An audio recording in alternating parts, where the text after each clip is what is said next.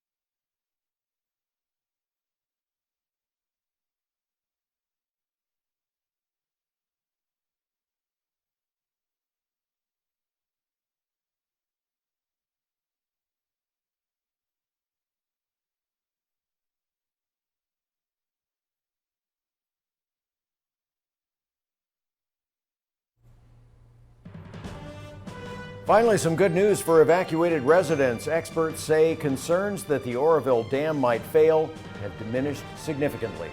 We speak to a state engineer who tells us how our local dams are inspected to make sure the spillway emergency doesn't happen to us. Plus, why the Santa Barbara DA says no charges will be filed in the September crash that killed a Ventura County firefighter. KSBY News starts right now. A good Tuesday evening to you. Thanks for joining us for the news at 6 o'clock. I'm Dan Shadwell. Nearly 36 hours after they evacuated their homes, 180,000 residents can now return. And I'm Karina Corral. Good evening. Officials are rushing to repair the damaged spillways and lower the water level in Lake Oroville before rain arrives later this week. But for now, they are saying the water release is reasonable and sustainable. NBC's Jennifer Bjorklund has the latest on the repairs. The communities below this dam have long prayed for relief in drought-parched California, but not like this. It is sandbagging on an epic scale as helicopters lift parcels of boulders and drop them in holes along the Oroville Dam's emergency spillway. The dam itself is solid, but it's only as strong as the spillways, which are broken and eroding. Things can fail, and whether it's levees or dams or bridges, we've got a lot of work to do. And officials say that work is paying off. As a result of these actions, the risks that we faced when we initiated those evacuations has significantly been reduced. With the risk reduced, the more than 188,000 evacuees may return home. We have concluded that it is safe to reduce the immediate evacuation order currently in place to an evacuation warning.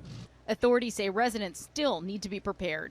Future inclement weather or increased lake levels or problems associated with the existing damage to the spillway could elevate risks in the future and necessitate immediate evacuations. Shelters have been set up to accommodate those displaced. We just left everything at home. It is just so painful. A painful few hours now, seemingly coming to an end soon. NBC News has learned 3 environmental groups warned of potential danger back in 2005 that the emergency spillway should be lined with concrete. It didn't meet modern safety standards. Officials then concluded it was safe and would, quote, perform as designed. Jennifer Bjorklund, KSBY News, Oroville, California.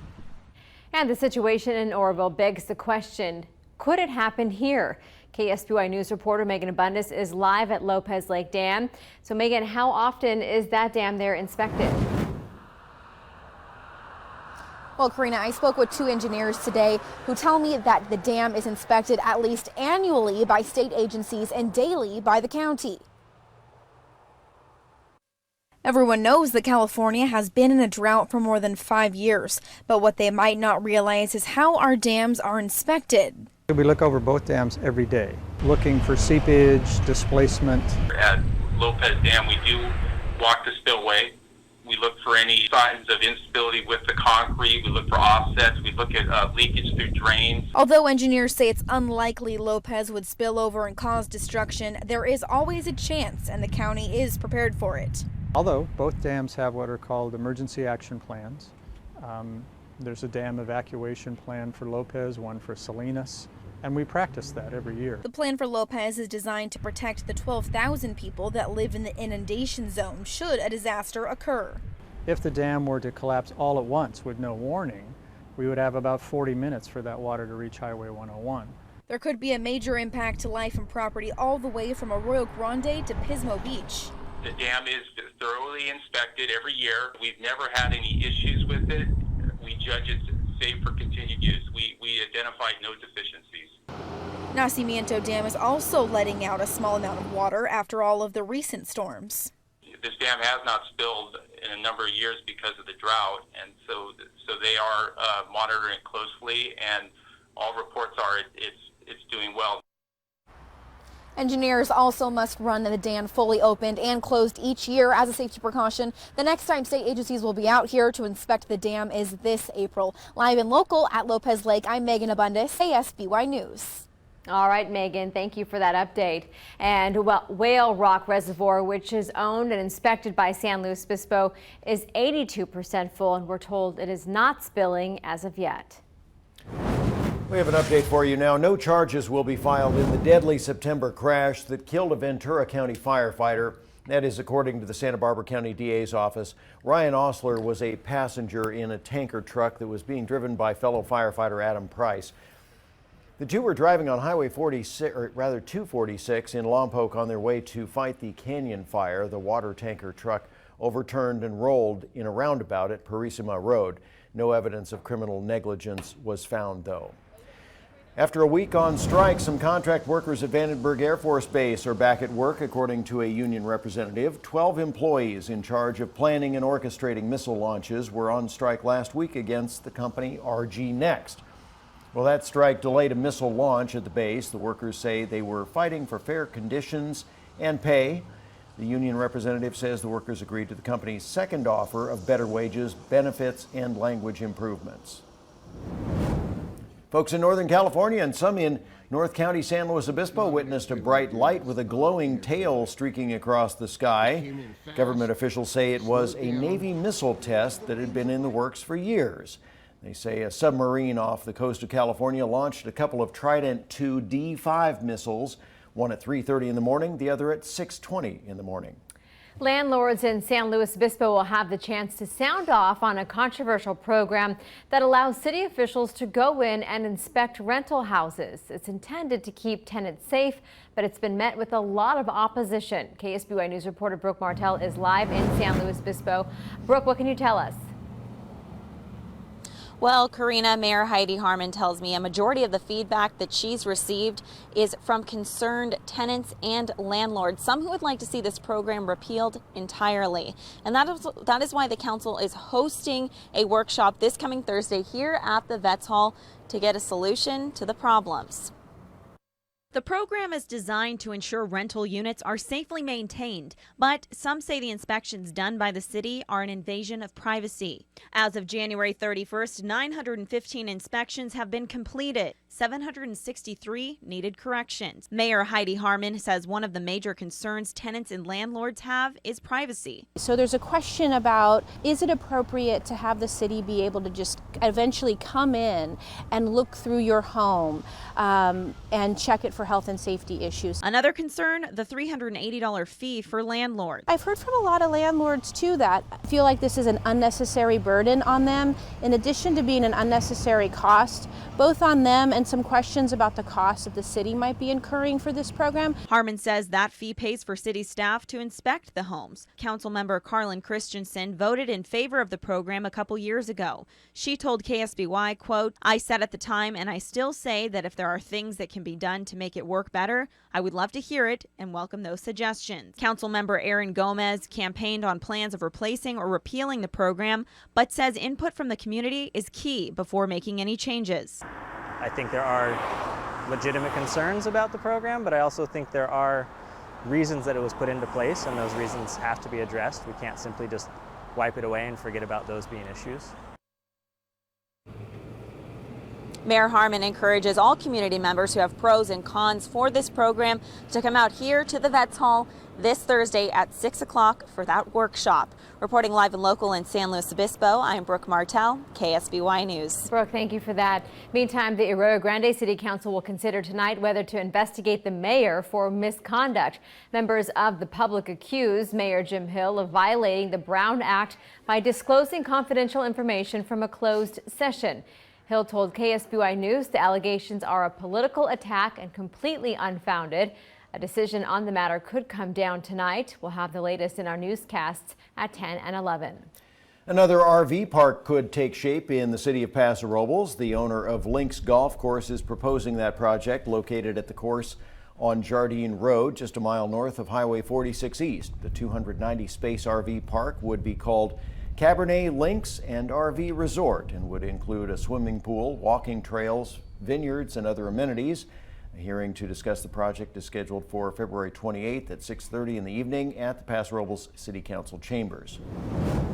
A stretch of road through Los Padres National Forest will close because of safety concerns. There's major damage on Nacimiento Ferguson Road, so barriers will go up at the junction of South Coast Ridge Road at Nacimiento Summit and at the junction with Highway 1. That'll begin tomorrow at 5, and damaged sections of the road will be repaired as soon as possible, according to crews. There's no word about when the road may reopen, though. Well, love is in the air at Senior Living Center Merrill Gardens in Santa Maria, where some longtime married couples are saying "I do" again.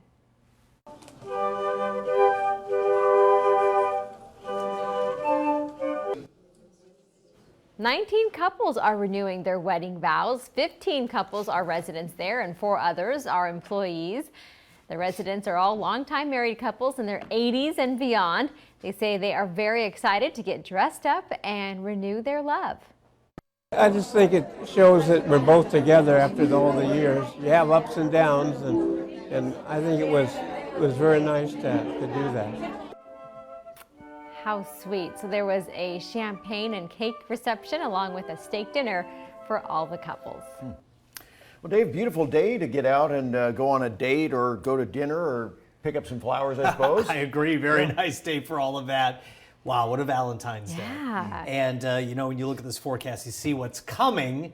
It's great to have had this day because we need to batten down the hatches. This system that's on the way for the weekend is going to also pack some big winds as well. That's a look at the beach right now. Wow, it's amazing. Microclimate forecast still ahead. Well, many space heaters are being used this winter, but they can be dangerous. Coming up, a warning to protect your home and family.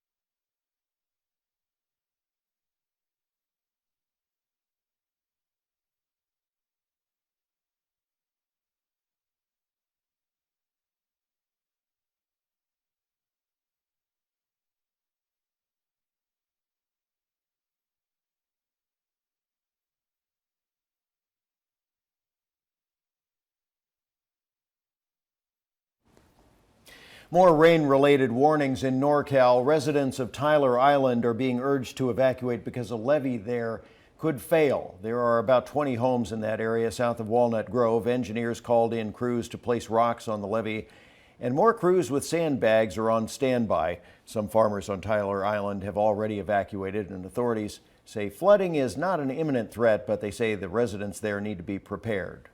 Space heaters. They're small, cost efficient, and can keep your family warm during winter nights. But turns out so many of us are using them wrong, and in an instant, tragedy can strike. Jeff Rawson explains. It happens in an instant. Oh my God, I think the house is on fire. Deadly flames, raging infernos, all these homes on fire. When I got out, the flames were above the trees. In all these cases, space heaters are to blame. In fact, according to the National Fire Protection Association, space heaters are a leading cause of house fires. To show you how to avoid that, we're here with Jamie Novak, a fire investigator with the St. Paul, Minnesota Fire Department. Thank you so much for being here. You bet. How do we stay safe? One, people need to realize that these are small, but they draw a lot of electricity. So one, you plug it directly into the wall. And that's a big tip. Plug the heater directly into the wall. He says some people use cheap extension cords to move the heater closer, but many extension cords can't handle that amount of electricity. Just watch when he does it. There you have, from a loose connection, start a fire. What's the next tip? The next tip is we keep this 3 feet from anything combustible that will burn. The couch, the end table, anything that will burn.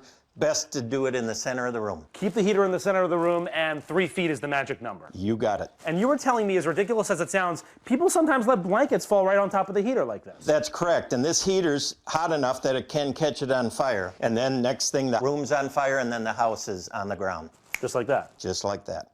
To show us, Jamie sets up a real-life demonstration inside this real house, getting special permission to burn it. If that sliding glass door fails, that's going to push fire in on you.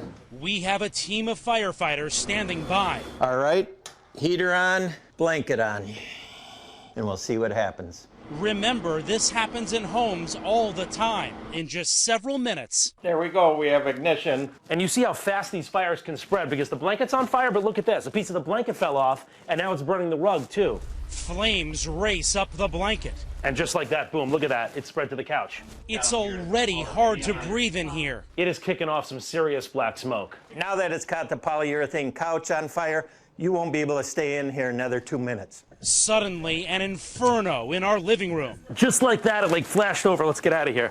You can't even breathe in here anymore. Oh, everyone out. Oh. That happened, Jamie, so fast. I mean, you can't breathe in there. People don't realize how fast the fire takes off and how nasty it gets. I was able to breathe, then I wasn't. Yep. I mean, it is raging. And here's the scariest part of all. The fire immediately spreads, jumping from room to room. The fire is right here, but let me show you how fast this spread. Look over here. On the other side of the house, it's been just a couple of minutes. We already have black smoke coming out here too. This could be your home, and it's super dangerous. Flames engulf the house, shattering these glass doors as it burns. If this doesn't show you to follow the instructions, I don't know what does. You're dead if you're in this room right now. All from a space heater. All from a space heater and somebody improperly using it. That is absolutely lesson learned there. Wow, what a report.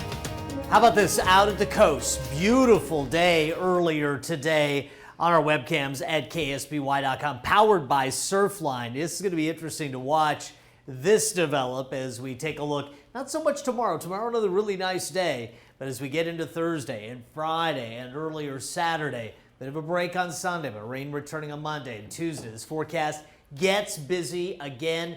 Jennifer Hall Owens out at Lake Nacimiento, some of the wildlife out there, beautiful out at Lake Nasi right now, and Paula Downing in Paso Robles stage is showing us some of the green there, and I believe we've got a deer over there as well. Great picture. Using the hashtag #BeOnKSBY, guess what? You can be on KSBY.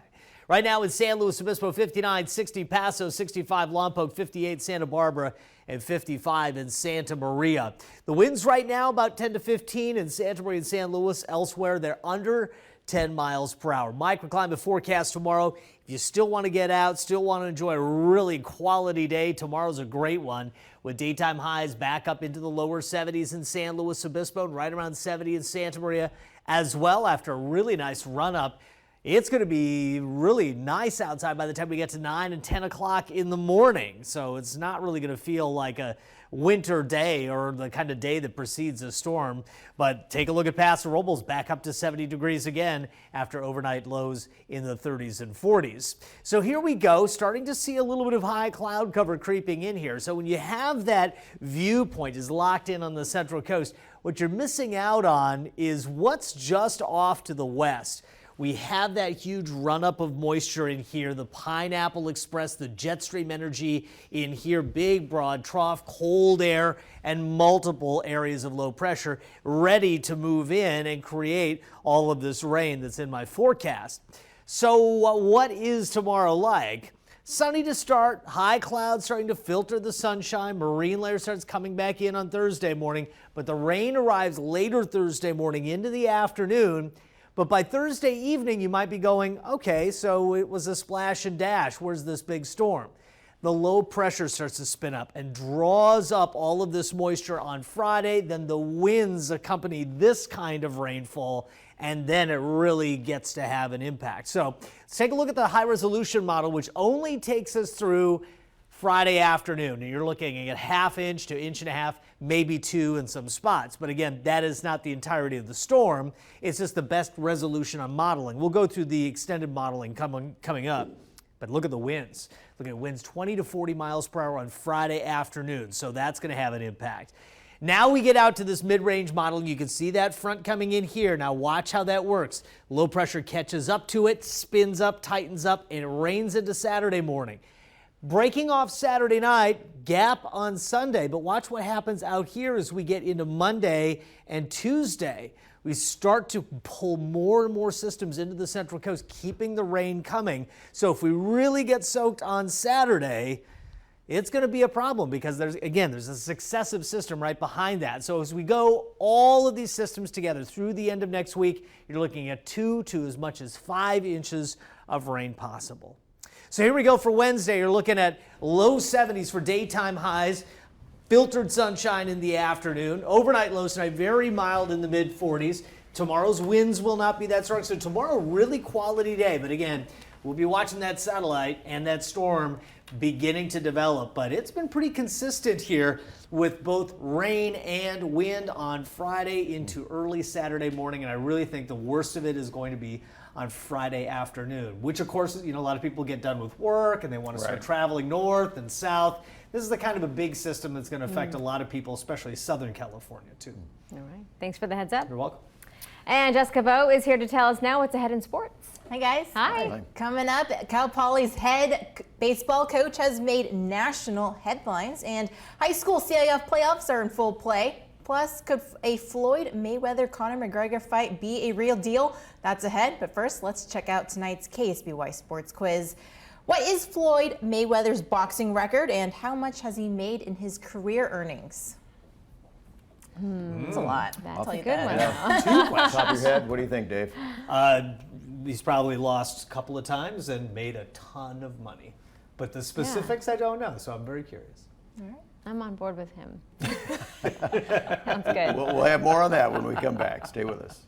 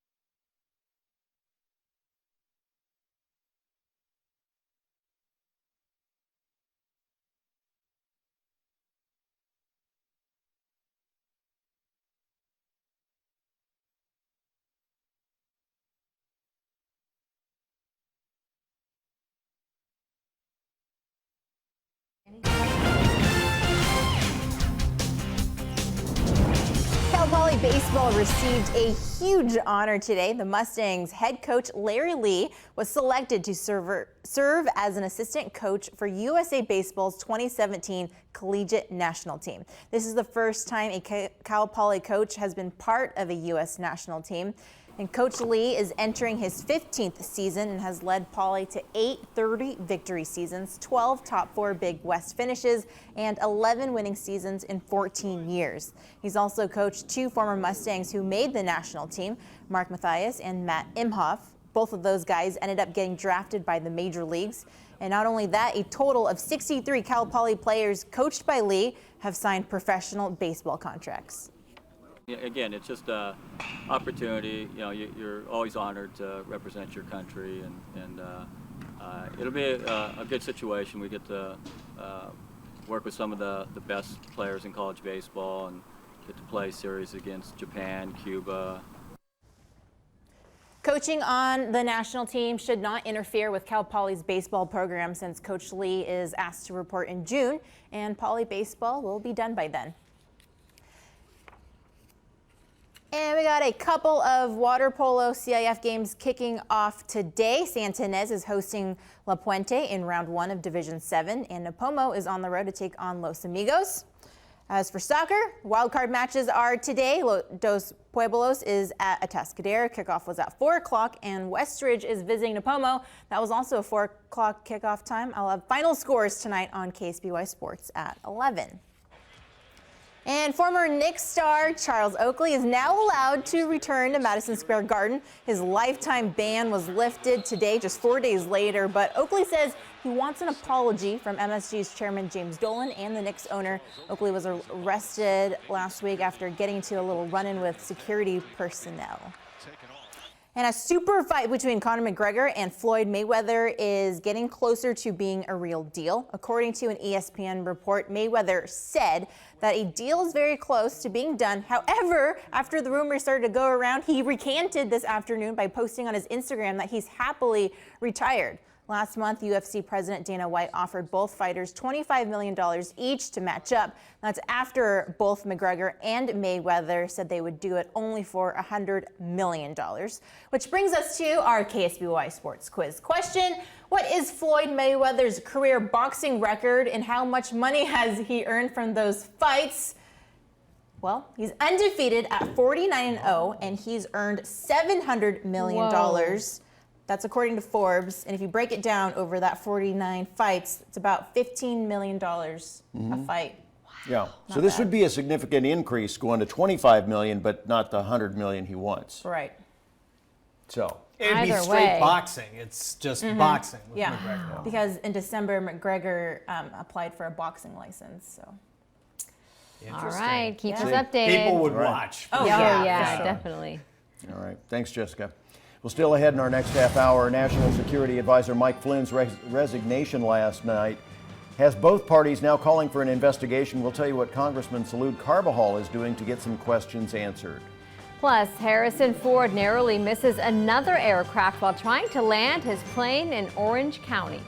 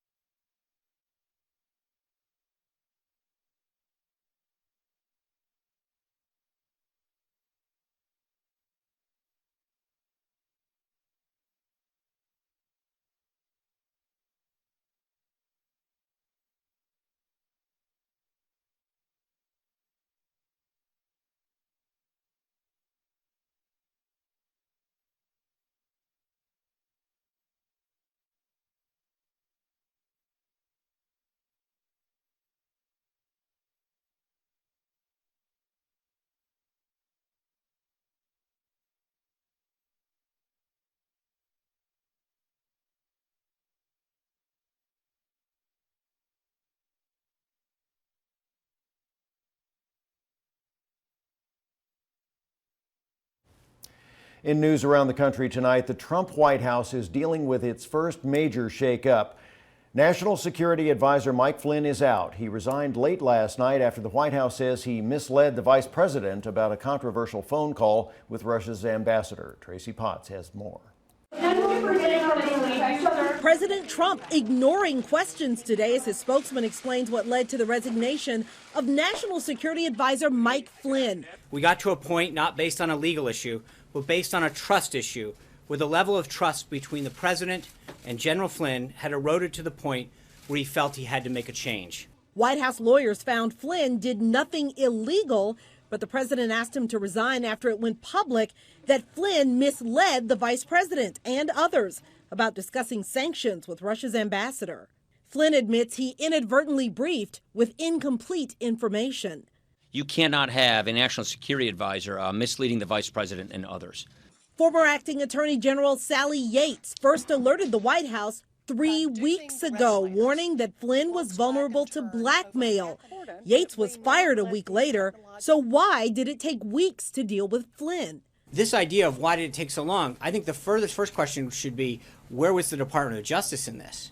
Democrats want answers on whether Flynn acted alone. What did the president know, and when did he know it? Even some Republicans want answers.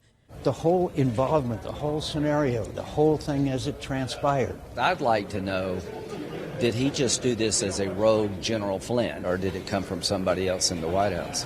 Republican leaders are resisting calls for an independent investigation. Tracy Potts, KSBY News, Washington. Well, on a related note, Congressman Salud Carbajal is co-sponsoring a bill calling for an investigation of Russian influence in the election and the Trump administration.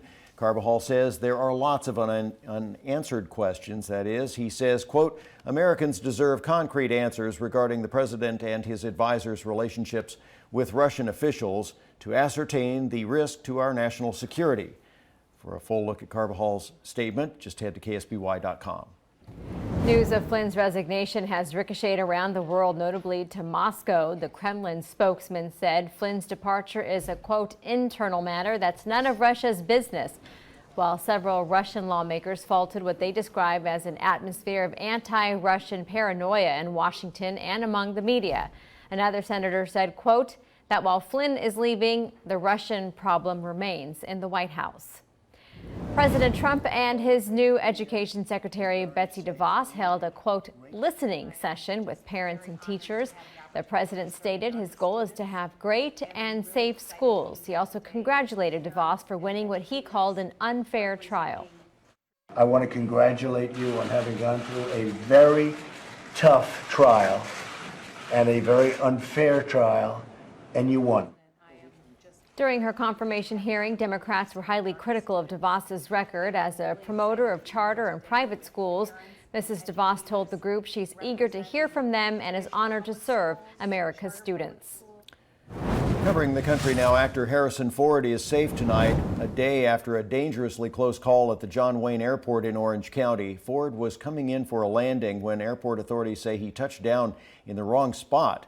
Air traffic controllers instructed him to land on runway 20 left, but Ford instead landed on a taxiway parallel to the runway, and that took him over an American Airlines jet that was holding in position before taxiing out for departure.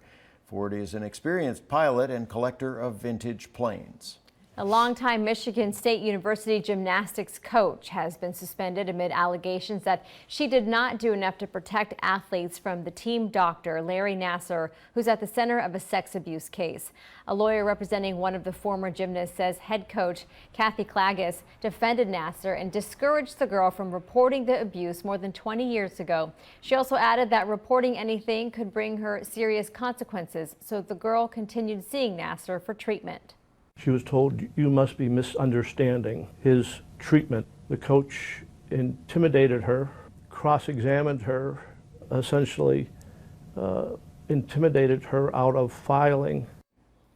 Michigan State has not said if Klages' suspension was linked to the Nassar investigation. Authorities discovered dozens of pounds of marijuana hidden in a vehicle that had just been sold at a car dealership in Minnesota.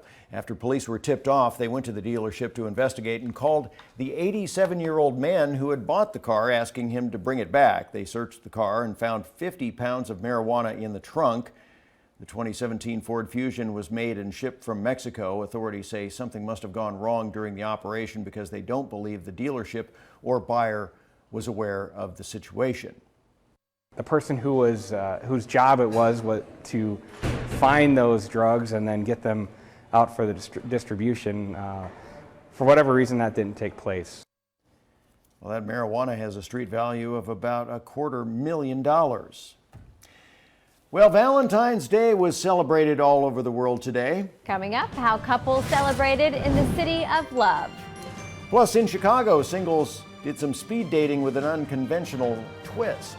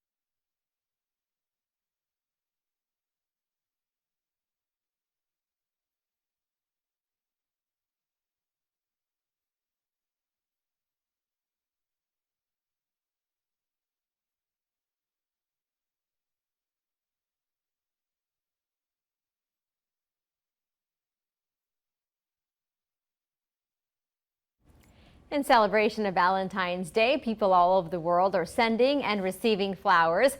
Giving flowers as a gift is especially popular in Spain. According to the Spanish Association of Flower Arrangements, about 50% of the flowers bought and sold in that country happens in only 3 days of the year: Valentine's Day, Mother's Day, and All Saints' Day. Love is always in the air in Paris, but especially today. Paris is considered by many as the most romantic city in the world, so it's a popular Valentine's Day destination. A couple from Hawaii fastened one of the city's famed love locks on the Pont Neuf bridge and then threw the key into the Seine. It's a little romantic thing in Paris that we could do. And Paris's pastry chefs and chocolatiers have also been busy this Valentine's season. A lace heart chocolate has been selling out at nearly $52 a piece. And here's another spin on folks trying to find a love connection. Leanne Trotter shows us how one group is taking speed dating to new heights. When you think speed dating, this is probably what comes to mind. But how about speed dating on Navy Pier's Centennial Wheel? On the Ferris wheel? On the Ferris wheel? Oh, yeah, it would be pretty good. That's what the folks at Navy Pier thought, too. Navy Pier's Centennial Wheel opened to the public last May, and for the first time, visitors are able to ride the wheel in the wintertime because the gondolas are heated. What better way than to host speed dating on the wheel to give local singles a chance at love? Participants will begin the evening mingling with drinks and appetizers at Navy Pier's new craft cocktail bar. Then people will be paired up based on age and sexual orientation. 2 couples per gondola, and after a full time around, they will switch. So far, though, more women than men have signed up. I wonder why. I mean, you think it's just cold feet or what? I would have done it. I mean, men are fickle sometimes, but once they get here, they'll see the beautiful ladies. They'll be all right, I think. Gregory Sherman and Stephanie Hart own the Brown Sugar Bakery at Navy Pier, and recently they tied the knot on the Ferris wheel in the VIP gondola. I like the thought of getting married in the air. There's just a lot that goes between us, like our relationship defies gravity, we're getting married in the air.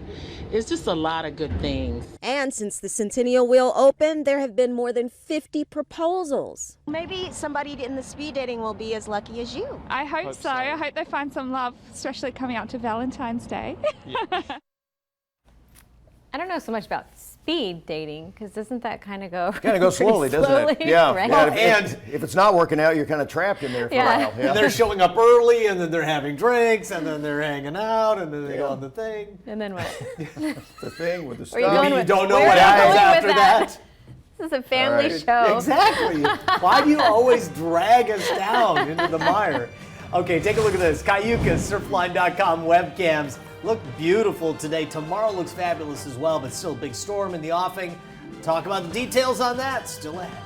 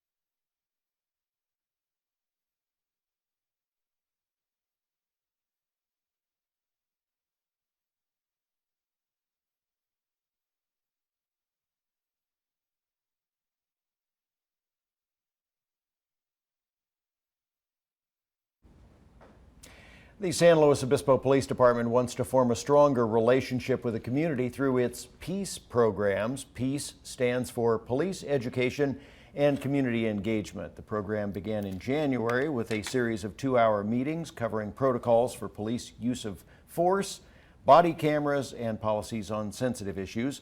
On Thursday, March 30th, there will be a use of force discussion. Then on Thursday, May 25th, a You Ask, We Answer session. The community is coming together in an effort to support 18-year-old Evan Lalani, the young man who fell from Bishop Peak in December. The fall left him paralyzed from the waist down. After treatment in Northern California, the Cal Poly freshman is headed back to school. Some restaurants in San Luis Obispo will donate 10 to 20% of their proceeds as part of the fundraiser. Those businesses include the Habit Burger Grill, and that's going to happen on February 20th from 4 to 10. McClintock's in Arroyo Grande on February 22nd from 4 to 9. And on March 23rd, California Pizza Kitchen and Doc Bernstein's in San Luis Obispo and Arroyo Grande will hold fundraisers from 6 to 9. For more information, just head to ksby.com. So the weather is about to make a big turn. What a great day today was. Take a look at that sky out there. Surfline webcams had great opportunities to view just an unbelievable day here on the Central Coast. Continues into the evening. Look at some of the numbers. 58 Santa Barbara, 56 Gaviota, 60 in Solvang. It's 55 in Santa Maria, 59 right now in San Luis, and 60 in Paso Robles. Weather watchers today showing a 73 for a high in San Luis. In Paso Robles, 68 degrees, 70 in Nipomo. These aren't records, but still above average. 69 in Santa Barbara, 69 also in Santa Maria. Arroyo Grande, 68, 70 in Tascadero, 70 also in Santa Ynez today. Cambria, 65, 62 in Vandenberg. And I've posted a full list on my social media at CentralCoastWeatherblog.com. Across the country, it's pretty interesting to take a look at the differing temperatures we see. So Florida tomorrow in the 80s, some scattered thunderstorms. Atlanta, though, just 56. Cold front in here. Chicago, just 33, my projected daytime high. Bismarck, 44, 63 in Denver, 35 in the Twin Cities, 61 in Dallas, 74 in Phoenix. And here along the West Coast, Seattle, rain already in the forecast, 52, 63 Sacramento, and 77 in San Diego. High clouds creeping into the Central Coast. Now we can see that storm system really basically on top of us. Little warm front sector here, first cold front there, and several areas of low pressure. The first cold front will actually get here later on Thursday. So what's going on Wednesday? Just a lot of high cloud cover starting to pour in. We'll still do rather well with the daytime highs, even though we filter the sun. This is all subtropical air. Then that cold front comes in and starts squeezing it pretty hard. We'll have a brief period of some pretty heavy rainfall as we get into Thursday afternoon into the evening. But then it looks like it's going to stop for a little while. Except what happens is an area of low pressure swings into all of that air and starts to squeeze it even more, draw it back into the area, crank up the winds on Friday afternoon. And this activity will continue into Saturday, and it's going to be very impactful for Santa Barbara County. Santa Barbara County has sort of been left out, has been always the secondary impact of storms. But I think in this upcoming series of storms, it'll be the South Coast that gets hit the hardest. But this is just through Friday afternoon. You're looking at 3/4 of an inch to 3 inches of rain, and that doesn't include much of Saturday. In terms of the winds will start cranking up as we get into Friday, and those winds could be 20 to 40 miles per hour on top of the heavier rain. So that typically produces things like power outages and cut down trees. So there's that front. I just want to show you this secondary low that sweeps in here and really gets things going on Friday and the lingering opportunity into Saturday. Ridge builds into Sunday, so I think Sunday's going to be a pretty decent day. We'll see some sunshine, but as we get into later Monday and into Tuesday, it's rain, and another system could bring us more rain as we get into Wednesday as well. Later next week, we'll start to get a break, but that's a pretty active period, and this is a look at another model showing us the South Coast getting hit hard into early next week. If you want to add the second half of next week, some folks could be seeing close to 5 inches of rain. So for Wednesday, it looks like this.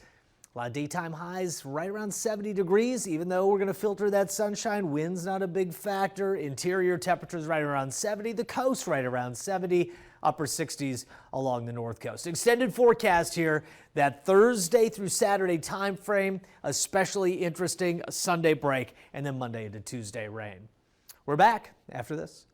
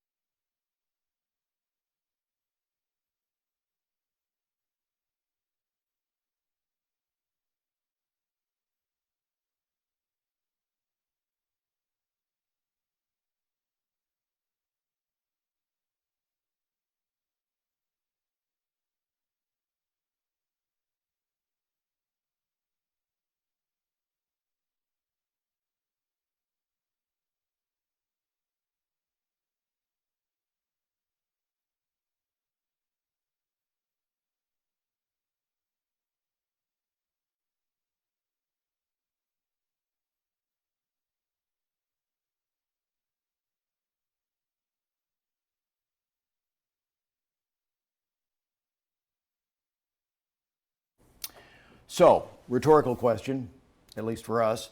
How did you celebrate Valentine's Day today? Yeah, well, 3 skydivers exercise their love for skydiving with a jump over a heart-shaped island in Croatia. Take a look.